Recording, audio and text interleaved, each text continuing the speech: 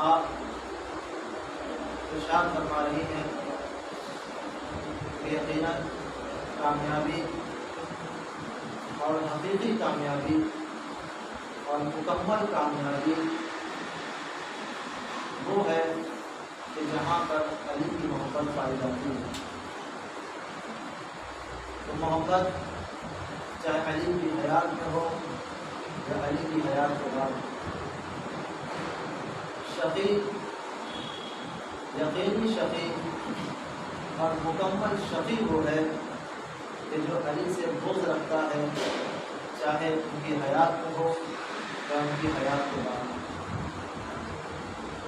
یقیناً پوری کائنات اس بات کی طرف متوجہ ہے اور اس بات میں گوشہ ہے. ہر انسان یہی چاہتا ہے کہ کامیابی اس کے قدم چھوئے. جب انسان یہ چاہتا ہے کہ ہر اعتبار سے وہ کامیاب ہو جائے، کہ دنیا کی ساری سہولتیں، یہ دوڑ بھاگ، یہ محنتیں، یہ مشقتیں، یہ زحمتیں اور یہ تمام پریشانیاں، اضطراب اور بہت ساری چیزیں جو انسان کے پیش نظر ہے اور انسان سے انجام دیتا ہے، کس لیے انجام دیتا ہے؟ وہ اسی لیے انجام دیتا ہے کہ وہ کامیاب ہو جائے. کوئی نہیں چاہتا کہ وہ ناکام ہو جائے. کسی بھی اعتبار سے اگر آپ کسی سے پوچھیں کہ کیا تمہیں چاہتے ہو کہ تم اپنی زندگی میں ناکام ہو جاؤ، تو شاید ہی کوئی اگر ایسا نکل آئے تو اس کی اب ان کی فکر کرنا پڑے گی کہ وہ اپنے لیے ناکامی چاہے. تو کوئی بھی ہو دنیا میں، چاہے وہ کسی بھی مذہب کا ہو، کسی بھی مسلک کا ہو، کسی بھی قوم و قبیلے کا ہو، کسی بھی ملک کا ہو، کسی بھی شہر کا ہو، سیاہ پوست ہو یا گورا ہو، جس اعتبار سے ہو، جیسا بھی ہو، امیر ہو یا غریب ہو، ہر انسان یہ چاہتا ہے کہ وہ کامیاب ہو جائے. تو عزیزوں، دنیا کی مختصر سی کامیابی کے لیے صبح سے لے کر رات تک انسان کی یہ صحبتیں، یہ زحمتیں، یہ برداشت کرتا ہے انسان. کیوں؟ تاکہ انسان کامیاب ہو جائے، تاکہ انسان کامیاب ہو جائے. بچوں کو صبح جگایا جاتا ہے، کیوں؟ اسکول کے لیے تیاری کرائی جاتی ہے کہ اٹھے، منہ ہاتھ دھلے، لباس پہنے اور جلدی صبح چلا جائے. کہاں؟ اسکول چلا جائے. کیوں آپ بچوں کو زحمت دے رہے ہیں؟ کہنے یہ زحمت تو نہیں ہے، ہم اس لیے انجام دے رہے ہیں تاکہ بچہ پڑھ لکھ کے کامیاب ہو جائے. انسان صبح میں جا کے اپنی دکان کھول لیتا ہے. آپ اتنی صبح میں دکان کیوں کھول رہے ہیں؟ تاکہ ہماری زیادہ بکری ہو، زیادہ آمدنی ہو اور ہمیں کامیابی مل جائے. اسی طریقے سے آپ دیکھتے جائیں، ہر مرحلے میں، ہر مقام پر جہاں پر انسان زحمت کر رہا ہے، جہاں پر انسان محنت کر رہا ہے، اس کا ایک مقصد یہ ہے کامیابی. اس کا ایک مقصد کیا ہے؟ اس کا ایک مقصد یہ ہے کہ کامیاب ہو جائے. یہاں پر اگر انسان کامیابی چاہتا ہے تو کون ہمیں بتا سکتا ہے کہ تمہارے لیے حقیقی کامیابی کیا ہے، تمہارے لیے مکمل کامیابی کیا ہے، تمہارے لیے ایسی کامیابی جو کہیں پہ تم ناکام نہیں ہو سکتے. تو اس کامیابی کی طرف کون متوجہ کر سکتا ہے؟ وہی متوجہ کر سکتا ہے جو دونوں جگہ کی کامیابی کو جانتا ہو، جو ہر طرح کی کامیابی کو جانتا ہو، ہر طرح کی کامیابی سے واقف ہو. سوائے ذات زہرا کے ہمیں کوئی نہیں بتا سکتا تھا کہ دیکھو حقیقی کامیابی کیا ہے، مکمل کامیابی کیا ہے. اسی لیے زہرا نے فرمایا کہ حقیقی کامیابی یہ ہے، مکمل کامیابی یہ ہے کہ جس کے دل میں علی کی محبت ہوگی. صلی اللہ علیہ وسلم.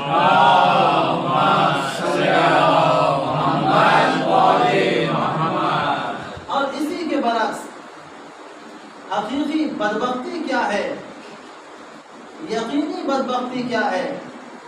کا یقینی بدبختی اس کے دل میں علی کا بغض ہوگا. بغض علی انسان کو ایمان سے خارج کر دیتا ہے، بغض علی ہلاک کر دیتا ہے. یہاں پر زہرا فرما رہی ہیں کہ دیکھو علی کی حیات طیبہ کی طرف تو تمہیں معلوم ہوگا کہ کامیابی کسے کہتے ہیں.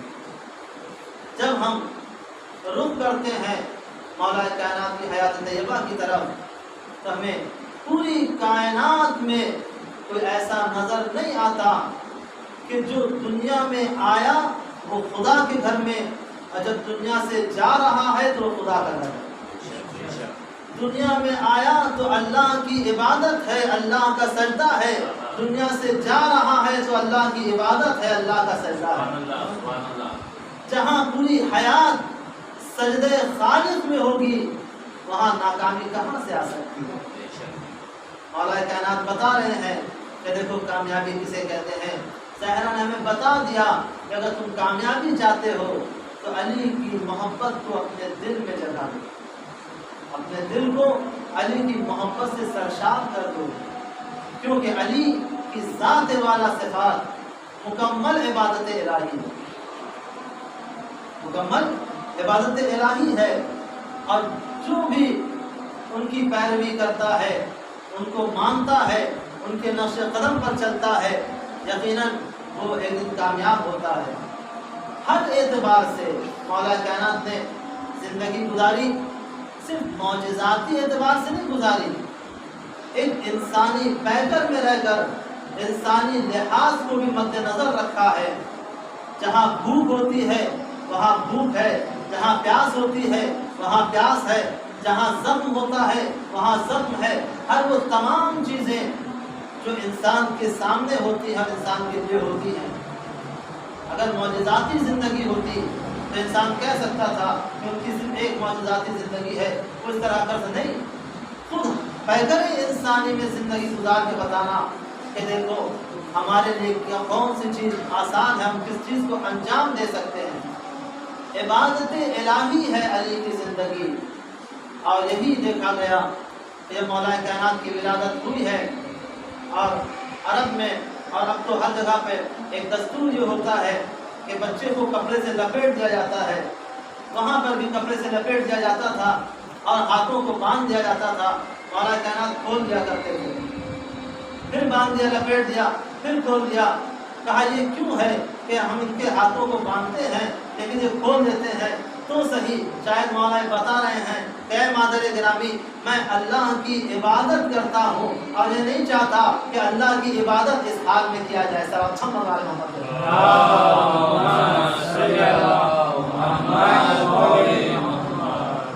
تو یقیناً ذات علی، ذکر علی ایک عظیم کردار ہے، اور وہ ایسا کردار کہ جس کو اپنا کر انسان کامیاب ہوتا ہے۔ اور اللہ نے علی کو بھیجا کیوں؟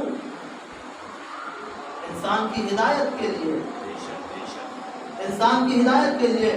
اور مولا کائنات جہاں پر آئے ہیں وہاں کے لیے اللہ نے یہی کہا کہ میں نے کعبے کو مکہ میں قرار دیا، اور کعبہ ہمارا گھر ہے اور وہ عالمین کی ہدایت کے لیے ہے۔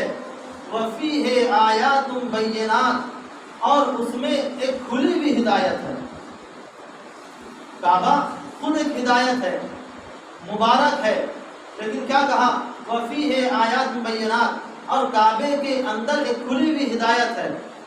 جب کعبہ خود ایک ہدایت ہے، مبارک ہے، برکت کا گھر ہے، تو اس میں یہ بیان کرنا کہ کعبہ ایک ہدایت کا گھر ہے، کعبہ برکت ہے، تو پھر اس کے کہنا کہ فیہ آیات بینات، اس کے اندر ایک کھلی ہوئی ہدایت ہے، تو وہاں پر کون سی ایسی چیز ہے؟ اگر ہم یہ دیکھیں کہ کعبے میں کیا چیز پائی جاتی ہے، کعبہ ہے اور کعبے کے باہر مقام ابراہیم ہے، مقام ابراہیم ہے۔ وہ مقام ابراہیم کیا ہے؟ کہ مقام ابراہیم ایک ایسا پتھر ہے جس پہ جناب ابراہیم کے پیر کا نشان ہے۔ وہ پیر کا نشان کیوں ہے؟ اللہ نے پتھر پہ پیر کا نشان کیوں ابھار دیا؟ کہا کیونکہ جناب ابراہیم جس پتھر پر چڑھ کر دیوار کعبہ کی تعمیر کر رہے تھے، تو پروردگار عالم نے جناب ابراہیم کے اس خلوص کو زندہ رکھنے کے لیے، اس خلوص کو باقی رکھنے کے لیے یہ بتا دیا کہ دیکھو جو اللہ کی راہ میں خالص نیت کے ساتھ، خلوص کے ساتھ عمل کو انجام دیتا ہے، ہم اسے ضائع ہونے نہیں دیتے۔ سبحان اللہ سبحان اللہ. ہم اسے ضائع ہونے نہیں دیتے، ہم اسے مٹنے نہیں دیتے. جب بھی اس پتھر کو دیکھا جاتا ہے تو یہی کہا جاتا ہے کہ جب جناب ابراہیم کعبے کی تعمیر کر رہے تھے تو اسی پر سوار تھے. اسی لیے نقش موجود ہے آج. کیوں موجود ہے؟ کیونکہ ان کا خلوص زندہ ہے، ان کا خلوص باقی ہے. اللہ بتا رہا ہے کہ دیکھو جو بھی راہ خدا میں خلوص نیت سے عمل کو انجام دیتا ہے، خلوص نیت سے عمل کو انجام دینے میں اس کا عمل ضائع نہیں ہوتا، اس کا عمل برباد نہیں ہوتا، اس کا عمل مٹایا نہیں جاتا ہے. تو یقیناً یہ صرف جناب ابراہیم کے لیے نہیں اللہ نے خالی معین کیا، ہر انسان کے لیے ہے. جو بھی خلوص نیت سے اللہ کے لیے کوئی عمل کو انجام دیتا ہے اس کا اثر باقی رہتا ہے.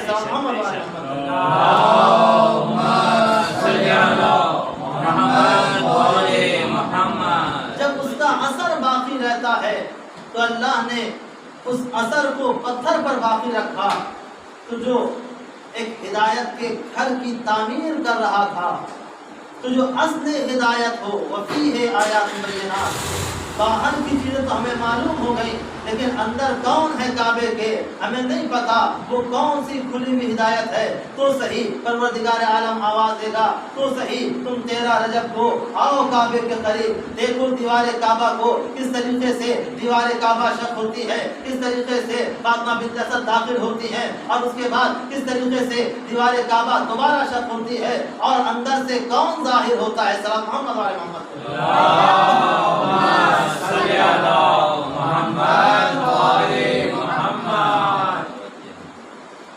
وہ کھلی ہوئی ہدایت کون ہے؟ وہ کھلی ہوئی ہدایت علی ہے. وہ کھلی ہوئی ہدایت علی ہے. وہ کردار علی ہے کہ جو ہر اعتبار سے پوری کائنات کی ہدایت کے لیے آیا. اور کس طریقے سے آیا؟ جب پیغمبر اسلام آتے ہیں کعبے کے قریب اور دیکھا فاطمہ بنت اسد کے آغوش میں ایک بچہ ہے. فاطمہ بنت اسد کہتی ہیں اے اللہ کے نبی یہ آنکھیں نہیں کھولتا. جب آغوش میں لیا ہے تو آنکھیں کھولی اور اس کے بعد کہا السلام علیکم یا رسول اللہ. اے اللہ کے نبی آپ بتائیں میں توریت سناؤں، زبور سناؤں، انجیل سناؤں یا قرآن کی تلاوت کروں؟ عزیزوں وہ اور ہوتے ہیں جو دنیا میں آ کے قرآن کو سیکھتے ہیں، قرآن کو پڑھتے ہیں، پھر یہ کہا جاتا ہے کہ اس نے تربیت اپنے استاد سے لی ہے. یہاں پہ ہم یہ کہہ سکتے ہیں کہ مولا کائنات کی تربیت تو صحیح رسول نے کی ہے، لیکن مولا کائنات کے کردار کو، مولا کائنات کے علم کو یہ نہیں کہا جا سکتا کہ مولا کائنات نے پیغمبر اسلام سے علم حاصل کیا ہے، بلکہ وہاں سے علم حاصل کیا ہے جو پوری کائنات کا مختار ہے. صاحب محمد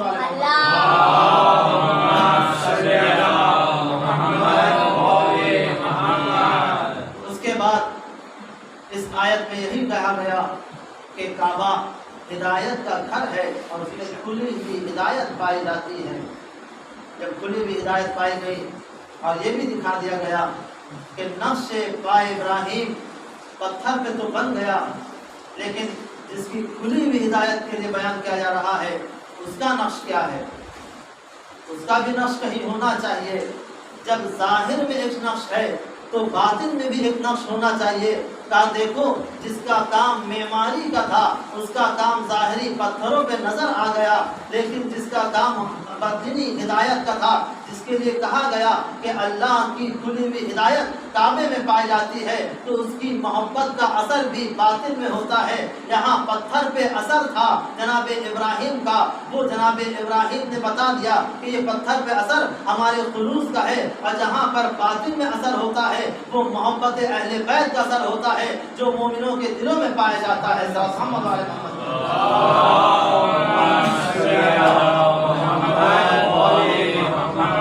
تو وہ محبت اور محبت علی اس کے لیے جناب فاطمہ زہرا سلام اللہ علیہ فرما رہی ہیں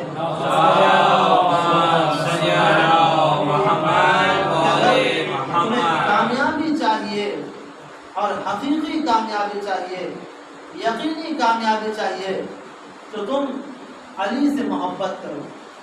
جب علی سے محبت ہوگی تو انسان کو یقینی کامیابی نصیب ہوگی، انسان کو کھلی ہوئی کامیابی نصیب ہوگی۔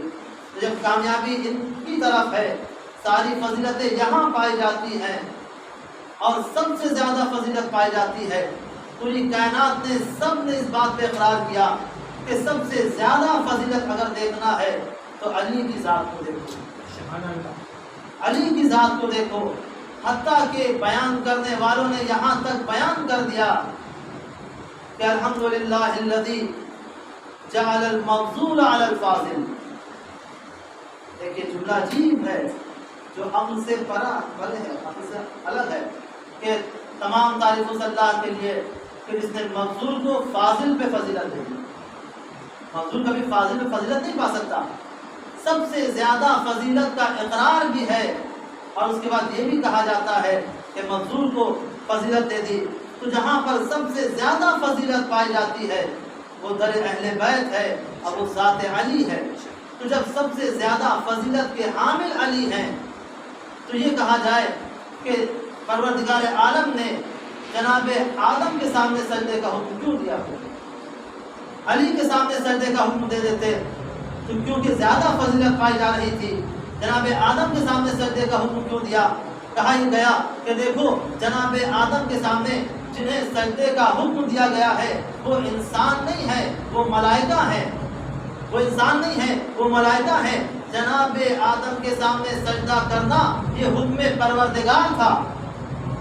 بہت توجہ، یہ حکم پروردگار تھا۔ پروردگار جانتا ہے کہ جب ہم انہیں حکم جس چیز کا حکم دیں گے وہی عمل انجام دیں گے۔ ملائکہ سجدہ کرنے کے بعد بہکیں گے نہیں، گمراہ نہیں ہوں گے، آدم کو خدا نہیں ماننے لگیں گے، آدم کو خدا نہیں ماننے لگیں گے، وہ خدا کو ہی خدا مانیں گے۔ لیکن اہل بیت کے سامنے سجدے کا حکم نہیں دیا کیونکہ پروردگار عالم جانتا ہے کہ اگر ان کے سامنے سجدے کا حکم دے دیا جاتا تو ذرا آپ اندازہ لگائیں، جہاں سجدے کا حکم نہیں ہے تو وہاں پوری قوم بہک گئی، پوری قوم خدا ماننے لگی۔ اگر سجدے کا حکم دے دیا جاتا تو کیا ہوتا؟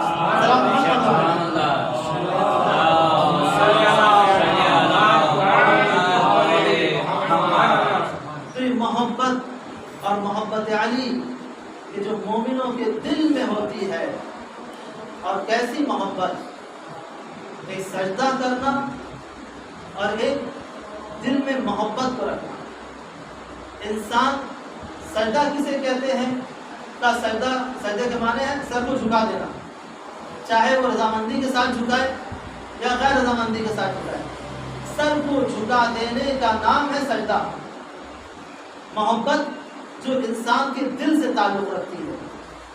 ہم نے دیکھا کہ جناب ابراہیم کے دور میں کہ جناب ابراہیم کی ایک صفت تھی مہمان نوازی کی، مہمان نوازی کی ایک صفت تھی، اور جناب ابراہیم جب تک کوئی مہمان نہیں آ جاتا تھا تب تک پریشان رہتے تھے کہ آج کوئی مہمان نہیں آیا۔ مہمان بہرحال مہمان نوازی میں بہت زیادہ ثواب ہے، برکت ہے، اور جب مہمان نہ ہو گھر میں تو انسان کو فکر کرنا چاہیے کہ آج مہمان کیوں نہیں ہے یا بہت سارے دنوں سے مہمان کیوں نہیں آئے، کیونکہ مہمان برکت لے کر آتا ہے، مہمان اپنا رزق لے کر آتا ہے اور بہت ساری رزق کو لے کر آتا ہے، اور جو مہمان میزبان ہوتا ہے اس کے گناہ کو لے کے جاتا ہے۔ یہ سب سارے فوائد جو مہمان کے ہیں۔ جناب ابراہیم پریشان ہیں کہ مہمان کوئی نہیں۔ کچھ لوگوں کو جاتے ہوئے دیکھا، انہیں بلایا، کہا کیا تم میرے مہمان بنو گے؟ کہا ہاں بن جائیں گے آپ کے مہمان۔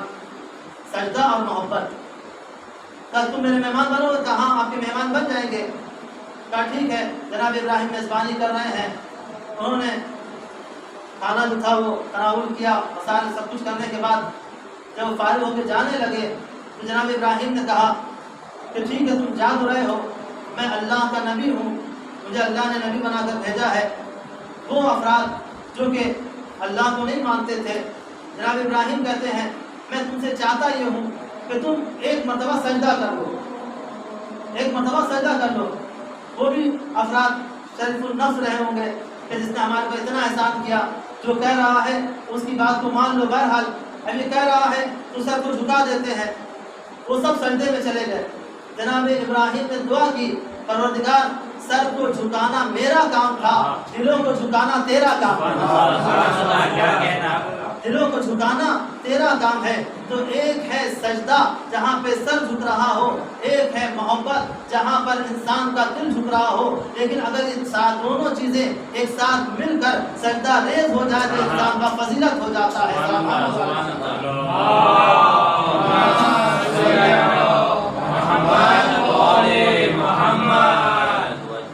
تو عزیزوں، ذات علی کہ جہاں پر مومنوں کے دل جھکتے ہیں،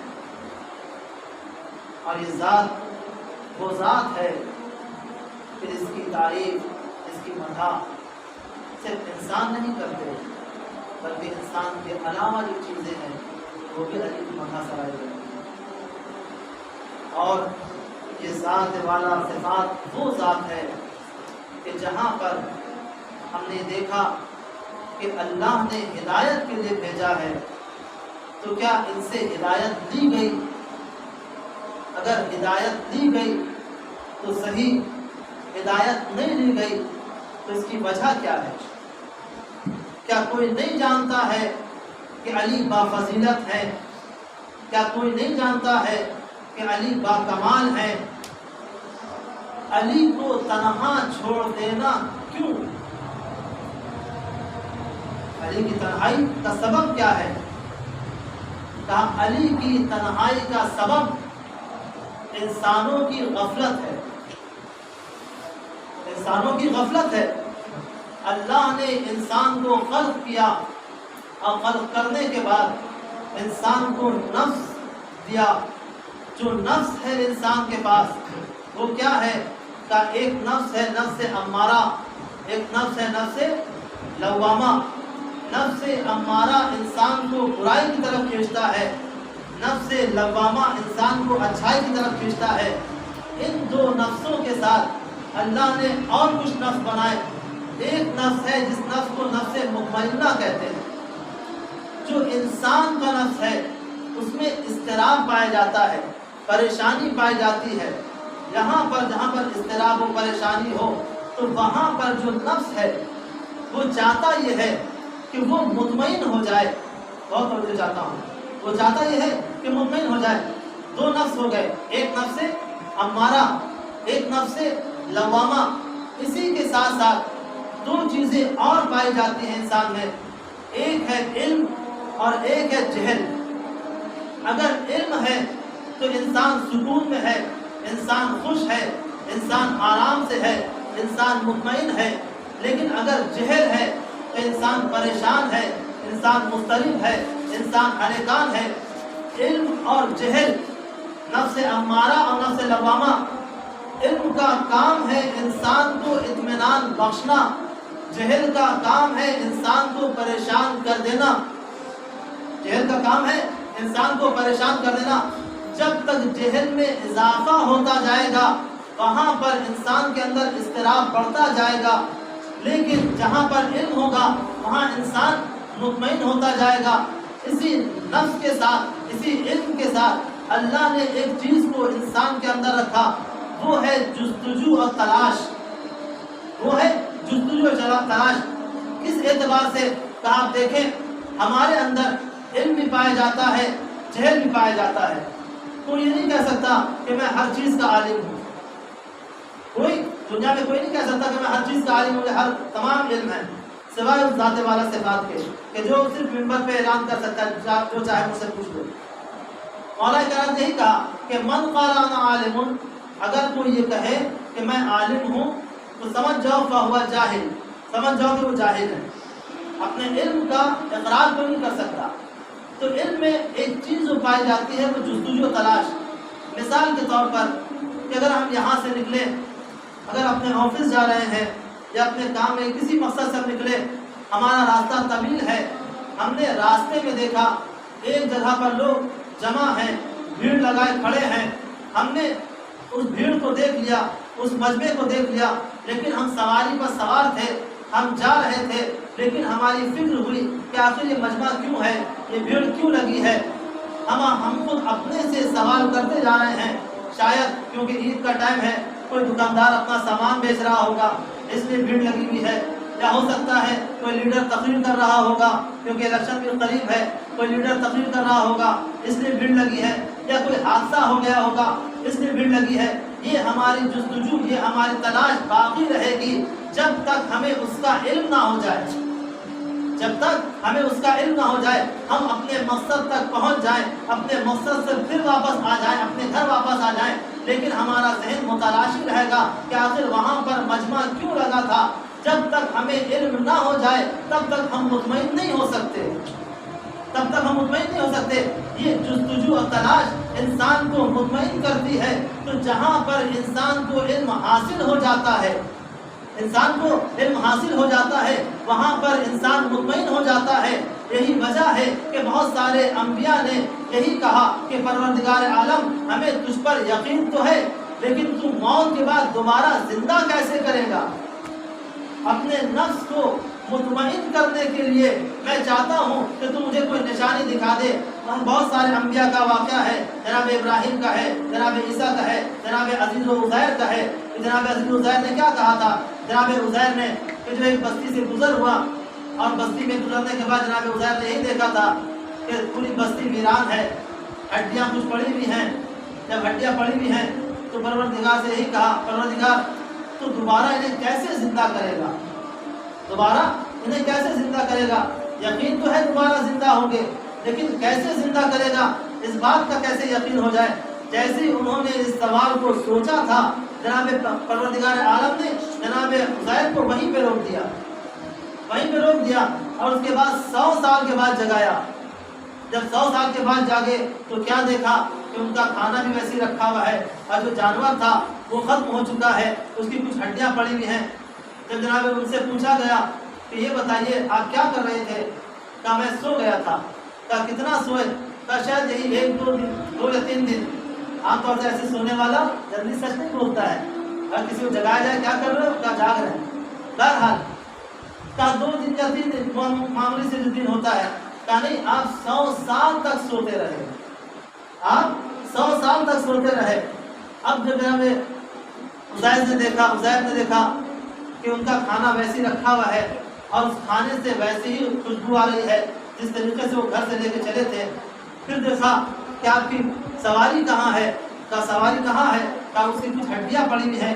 پروردگار کا اشارہ ہوتا ہے، وہ ہڈیاں سمٹتی ہیں، وہ گوشت وہ ساری چیزیں سمٹتی ہیں، وہ سواری پھر وجود میں آ جاتی ہے، وہ سواری وجود میں آ گئی۔ تو پروردگار عالم نے مطمئن کرنے کے لیے جناب عزیز کو، جناب عزیر کو یہ بتا دیا کہ دیکھو جب تمہارے پاس علم آ جائے گا تو تم مطمئن ہو جاؤ گے۔ اب جناب عزیر مطمئن ہو گئے اس اعتبار سے کہ انہوں نے دیکھ لیا کہ ہم 100 سال تک سوتے رہے، لیکن پروردگار عالم نے ہمیں سلا دیا، کھانے کو ویسی باقی رکھا، سواری کو ویسی پلٹا دیا۔ تو عزیزوں یہاں پہ ایک بات اور کہنا چاہتا ہوں کہ پروردگار عالم قادر مطلق ہے، 100 سال تک کھانا رکھتا رہا، اس سے ویسے ہی خوشبو آتی رہی۔ وہ قادر مطلق ہے، وہ جسے چاہے زندہ رکھے، جسے چاہے مار دے۔ اب اگر کوئی کہتا ہے کہ ان کے امام کس طریقے سے 1250 سال سے زندہ ہے، سب محمد آل محمد ہے۔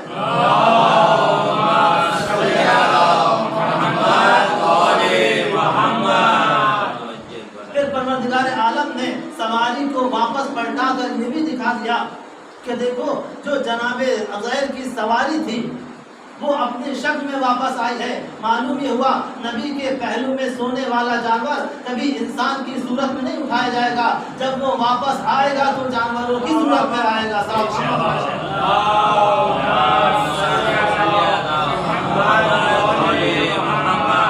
تو اسی علم و جہل کے ساتھ تاکہ انسان کے اندر اطمینان پیدا ہو جائے، وہ کون سی ذات ایسی ہے کہ جب آواز دے کہ دیکھو وہ اور ہوں گے کہ جو اپنے اطمینان کے لیے کہتے ہیں کہ میں اپنے اطمینان کے لیے سوال کر رہا ہوں، لیکن ذات علی وہ ہے جو آواز دیتی ہے لو خدا میرے سامنے سے پردے ہٹا لیے جائیں تو ہمارے علم میں، ہمارے یقین میں کوئی فرق آنے والا نہیں ہے، تو وہ ساری چیزیں ہمارے سامنے ویسے ہی ہیں۔ تو ذات علی کامیابی کا سبب ہے، ذات علی کامرانی کا سبب ہے، تو علی کی ذات کو چھوڑا کیوں گیا؟ علی کی ذات تنہا کیوں رہ گئی؟ کہا دو چیز ہے، جہاں علم ہے وہاں پر عمل بھی ہے۔ اگر علم کے ساتھ عمل کو انجام دیا جائے گا تو عمل انسان کو باکردار بنا دے گا، وہ عمل انسان کو باکمال بنا دے گا۔ لیکن علم کے علاوہ اگر عمل انجام دیا جائے گا تو وہ عمل انسان کو ہلاک کر دے گا، وہ عمل انسان کو ہلاک کر دے گا۔ ہم نے کیا دیکھا؟ ہم نے یہی دیکھا کہ دو چیزیں ہیں، ایک علم ہے اور ایک عمل ہے۔ جب دو چیزیں سامنے آ رہی ہیں، علم اور عمل، تو ہم نے کس کو زیادہ فضیلت دی؟ وہ ہمارے اوپر ہے کہ ہم کس کو فضیلت دیتے ہیں۔ علم کے ساتھ اگر عمل انجام دیا جائے، کیونکہ علم کا عمل کا دار و مدار علم پر ہے۔ دنیا میں کیا ہوتا ہے؟ کہ دنیا میں یہی ہوتا ہے کہ جس کا نام زیادہ ہو جائے اسے باکمال سمجھا جاتا ہے، جس کا نام زیادہ ہو جائے اسے باکمال سمجھا جاتا ہے، چاہے اس کے پاس علم ہو یا نہ ہو، چاہے اس کے پاس علم پایا جاتا ہو یا نہ پایا جاتا ہو، اسی کو باکمال سمجھا جاتا ہے، اسی کو عزت دی جاتی ہے، اسی کا احترام کیا جاتا ہے۔ اس طریقے سے آج آپ دنیا میں دیکھ رہے ہیں، مثال کے طور پر ایک ملک سے دو افراد ایک علم حاصل کرنے کے لیے کسی دوسرے ملک گیا، اور ایک کھلاڑی، ایک ٹیم کھیلنے کے لیے کسی دوسرے ملک میں گئی۔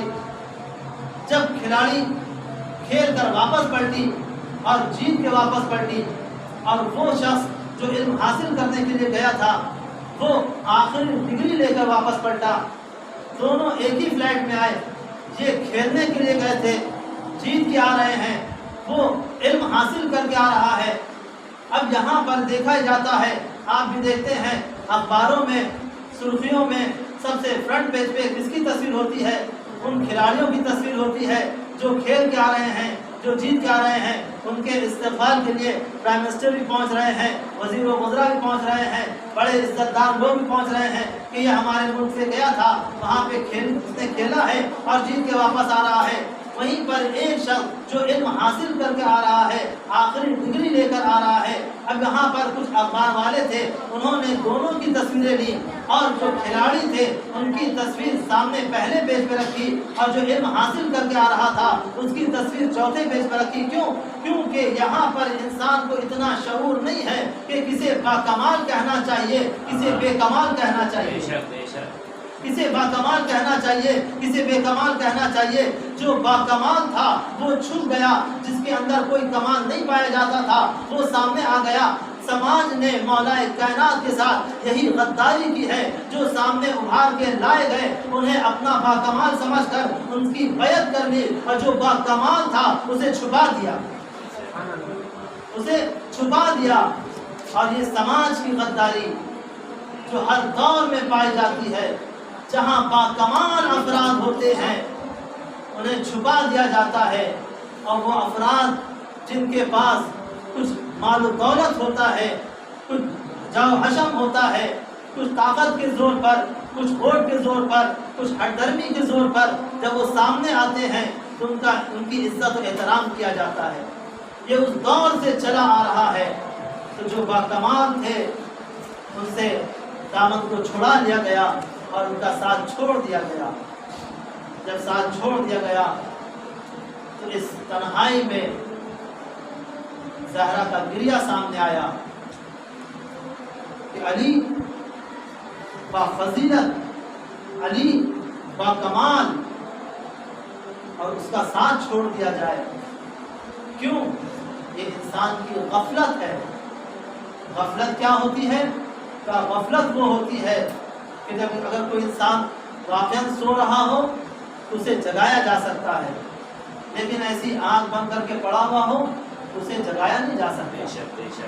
تو غفلت ہے انسان کی کہ جو انسان علی سے دوری اختیار کر رہا ہے، اور اسی غفلت کے لیے احادیث میں آیا ہے الغفلۃ الضلالہ، غفلت گمراہی ہے، غفلت ذلت ہے۔ اور کیسی غفلت تھی؟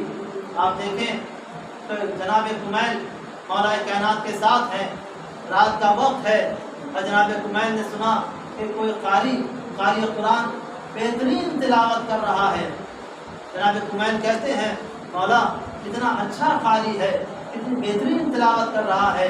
امام فرماتے ہیں کہ جانتے ہو وہ جہنمی ہے، وہ جہنمی ہے، کیونکہ جس چیز کی وہ تلاوت کر رہا ہے اس پر وہ عمل نہیں کرتا ہے، جس چیز کی تلاوت کر رہا ہے اس پر وہ عمل نہیں کرتا ہے۔ اور اس کے بعد جب جنگ نہروان ہوئی اور نہروان میں جو لوگ مارے گئے، پھر مولا کائنات نے جناب کمیل کو بتایا کہ دیکھو یہ وہی قاری ہے، وہی شخص ہے جو ہمارے مقابلے میں آیا تھا۔ چاہے لاکھ قاری قرآن ہو، چاہے لاکھ عبادت گزار ہو، لیکن عبادت حقیقی علی کی ذات کے مقابلے میں کوئی آ جائے تو وہ فنا ہو جائے گا، برباد ہو جائے گا۔ یہ غفلت ہے انسان کو جو علی سے دور کر رہی ہے، اور یہی غفلت اس وقت نظر آتی ہے کہ جب آج کی صبح مولا کائنات کے سر اقدس پر ضربت لگی ہے اور مولا کائنات نے فزت ورب الکعبہ کی آواز کو بلند کیا ہے، اور اس کے بعد حسنین آئے ہیں۔ آنے کے بعد حسنین علیہ السلام نے کعبہ کے چہرے کو خون سے رنگا ہوا دیکھا، ریش مبارک میں خون۔ اس کے بعد یہ ہوتا ہے کہ ابن ملجم کو لایا جاتا ہے پکڑ کر، ہاتھ بندھے ہوئے ہیں۔ جیسے ہی لایا گیا ابن ملجم کو، مولا فرماتے ہیں کہ اے عبد الرحمن، اے ابن ملجم، تو کیا یہ بتا کیا میں تیرا برا امام تھا؟ کیا میں تیرا برا امام تھا کہ تو نے اتنا بڑا ظلم کیا؟ کیا میں نے تیری کبھی بد احترامی کی ہے؟ تو جانتا ہے کہ ایک مرتبہ تو 10 افراد کے ساتھ میرے پاس آیا تھا، کیا میں نے ان لوگوں کے سامنے تیری بے عزتی کی، جبکہ میں جانتا تھا کہ تو میرا قاتل ہے، اور اس کے باوجود میں نے تجھے ہدیہ بھی دیا تھا، میں نے تجھے تحفہ بھی دیا تھا۔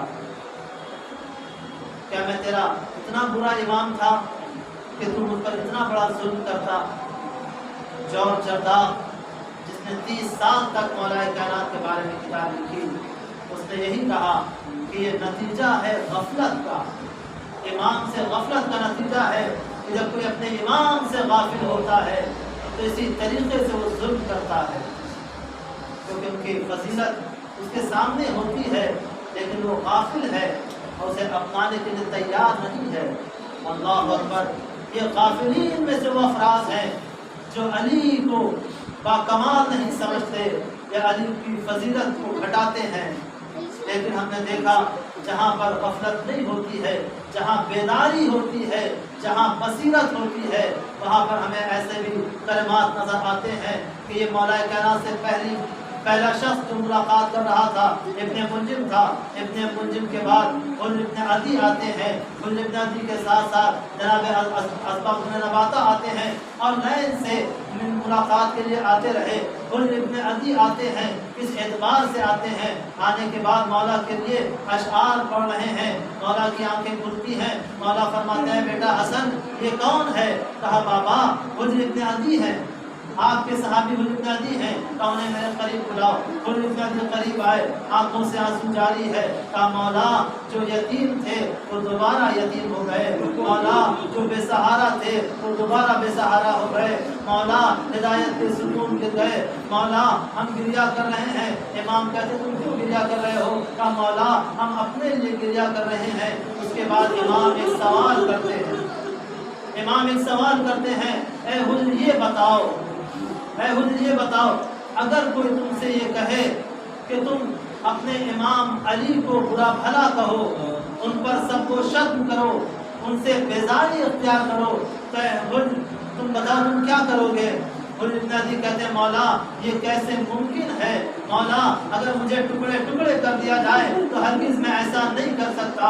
اللہ اکبر! امام نے کہا اے حجر یاد رکھنا، یاد رکھنا، مجھے کبھی کافر نہ سمجھنا، مجھے کبھی کافر نہ کہنا، میں نے ہمیشہ اللہ کا سجدہ کیا ہے۔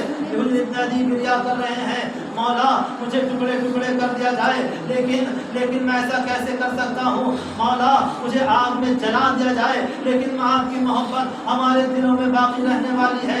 حجر ابن عدی وہ تھے، ایسے صحابی تھے جنہیں امام کا رازدار کہا جاتا ہے۔ ہم نے یہی دیکھا تاریخ میں کہ وہ وقت آتا ہے کہ جب شام میں حکومت شام نے حجر ابن عدی کو قیدی کیا، اور قید بنانے کے بعد گرفتار کرنے کے بعد ایک قبر کے قریب لے گئے اور جانے کے بعد کہا ہے حجر تم علی کو برا بھلا کہو، اگر تم نے ایسا نہیں کیا تو یاد رکھو ہم تمہارے ٹکڑے ٹکڑے کر دیں گے اور اسی قبر میں ڈال دیں گے۔ تو حجر ابن عدی کہتے ہیں میرے لیے یہ فخر کی بات ہے کہ علی کی محبت میں مجھے ٹکڑے ٹکڑے کر دیا جائے، علی کی محبت میں مجھے جلا دیا جائے۔ اللہ اکبر، یہ علی کی محبت ایسی بیٹھ گئی تھی حجر ابن عدی کے دل میں کہ حجر ابن عدی بتا رہے ہیں کہ دیکھو علی کی محبت کیا ہے، علی کی محبت کیا ہے؟ یہ غفلت سے دوری ہے اور یہ بیداری ہے، یہ بصیرت ہے۔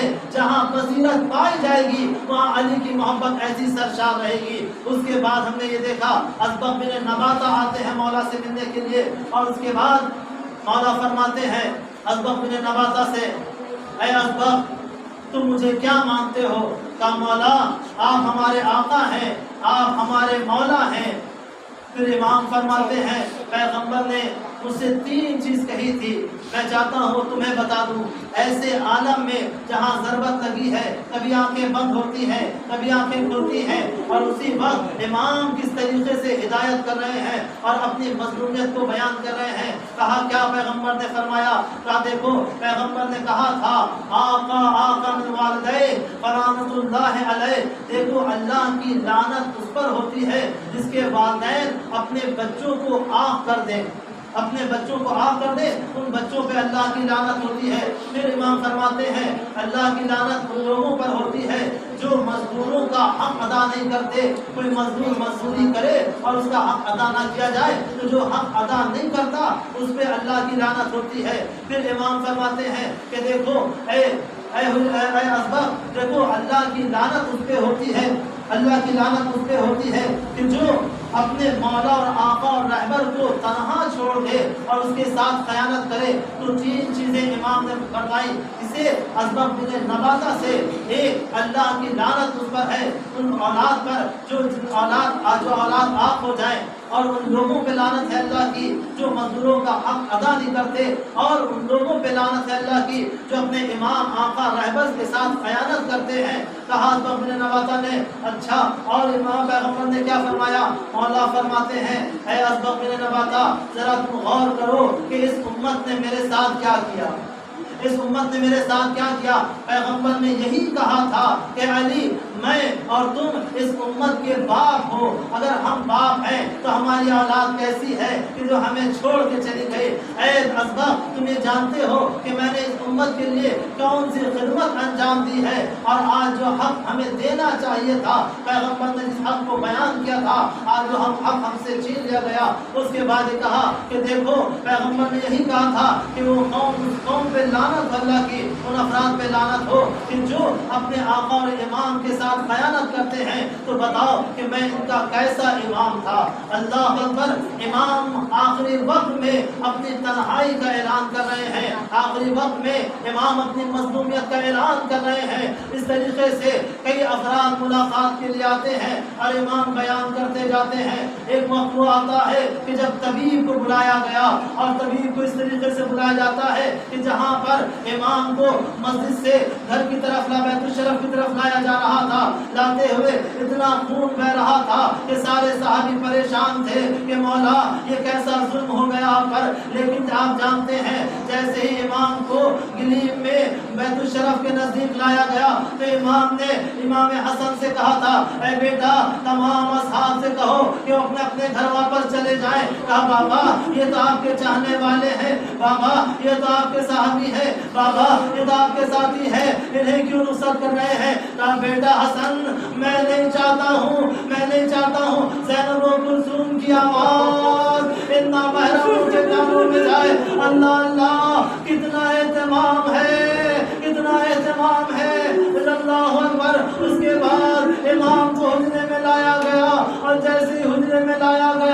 اللہ اکبر. طبیب کو بلایا گیا. طبیب نے جس طریقے سے رومال کو ہٹایا, رومال ہٹانے سے پہلے امام نے کہا اے حسن, اے حسن, زینب سے کہو حجرے میں چلی جائے. کیوں حجرے میں چلی جائے؟ کیونکہ مولا کو جناب سیدہ کی ایک وصیت یاد آ گئی تھی. وہ وصیت کیا تھی؟